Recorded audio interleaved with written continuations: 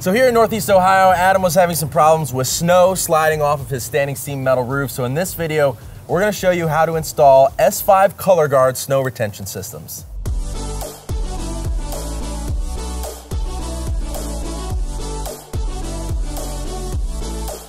What's up guys, welcome to the Metal Roofing channel. I'm Barnette. Make sure you subscribe if you're new. We release metal roofing and metal construction content every Monday and every Wednesday. And today we're talking snow retention, SnoGard, S-5 ColorGard installation on Adam Mazzella's house. Adam, another project. How's it going? Great. Yeah, thanks for documenting this. We're planning on installing S-5 ColorGard on my roof today. You know, wasn't sure if we were going to need it when we installed the roof last fall. We hadn't really had a lot of snow in Northeast Ohio the last 2 or 3 years, so certainly it was a very moist, heavy snow intensive winter last year. And the problem we were having was we'd be, in the house, we'd be sleeping at night and you'd hear a whoosh, boom, and it would be just sheets of ice and snow sliding off the roof and hitting the ground pretty hard. Fortunately, didn't do any damage to the roof, didn't do any damage to the gutters, but we want to get that addressed before snow starts flying again here this winter in Northeast Ohio. Absolutely. In today's video, we're installing S-5 ColorGard systems, and we have special guest Shawn Haddock, and he's going to be walking us through every step of the process. So Adam, let's get started. Yeah. So Shawn, really appreciate you coming out, helping me with the install of the S-5 on my roof. You know the problem I was having sheets of ice, sheets of snow come off my roofing system last year. It's not as simple as just jumping on the roof and installing ColorGard on my roof. So what I really want to know is how complicated is this going to be and where do we begin? Yeah, I think you're going to find that it's pretty easy. Okay. Where we want to begin, of course, is you've got all your product here, you've done your layouts online, you should have some printouts. So we want to make sure that we have all the proper materials, that we've got everything we need. Okay. Once we've verified that, we want to go ahead and take our clamps and start assembling the set screws into the clamps. Okay. I'll usually pull them out of the box, thread them, throw them in a bucket, so I've got them ready. A lot of guys will wear a tool belt, get some bolts in their pouch, and the VersaClips, which we're going to need, in another pouch.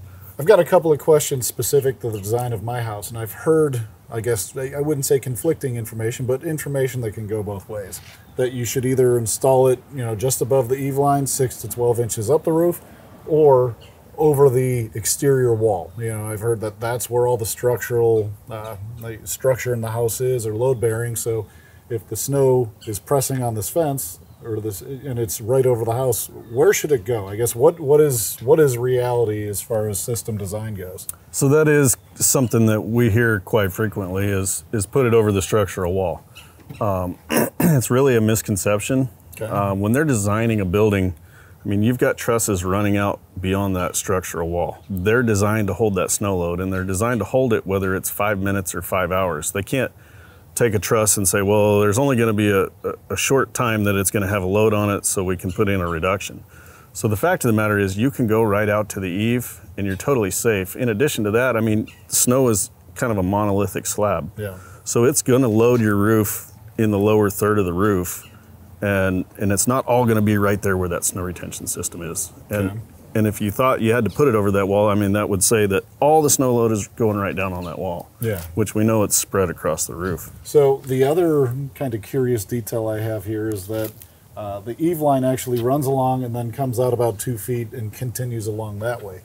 Should I make it one continuous line along this eave, or am I okay to break that in following the eave line? So the answer is yes to both. Okay. You can do either. It comes down to how much snow do you want in front of that SnoGard that's going to fall down into your gutter or potentially onto somebody. Gotcha. Or on your shrubbery like you mentioned before. In addition to that, it's aesthetics. So you've got to kind of look at some of these details and decide, what's going to look the best, what's going to perform the best, and go with it. The first step really is to go to both ends of your roof and attach a clamp. I'm going to set it back on this one, I say 6 inches from the eave. I'll tighten it down with my tools. Grab that torque wrench we talked about and verify that I'm getting the right torque. It doesn't have to be exact, but like I said, at least exceeding 130 inch-pounds. From there, I'm going to go to the other end of the roof, measure up, and set my next clamp.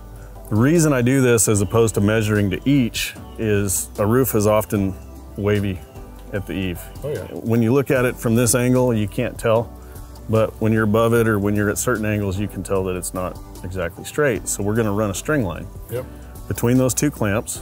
Depending on how long your run is, you may need to run a clamp in the middle or split it into quarters just to keep your string from sagging or blowing in the breeze. And then from there, we're gonna go ahead and tighten down all of the clamps, get them knocked out and in place. So after we run that string line and get an idea of how we're gonna lay this system out, what's next? So the next step is we're gonna grab our ColorGard bar and we're gonna preload it with our VersaClips and our SnoClips. Okay.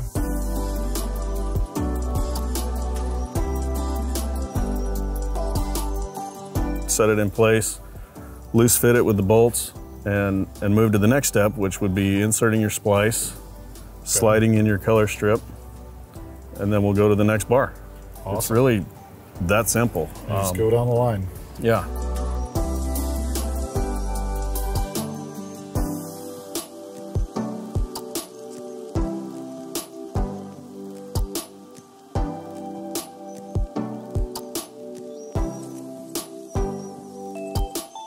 At some point when we get to the edge, we're gonna cut it. And that's also important is when you hit that last seam, you wanna cut it 4 to 6 inches from that seam. Okay. You can't be any greater than that.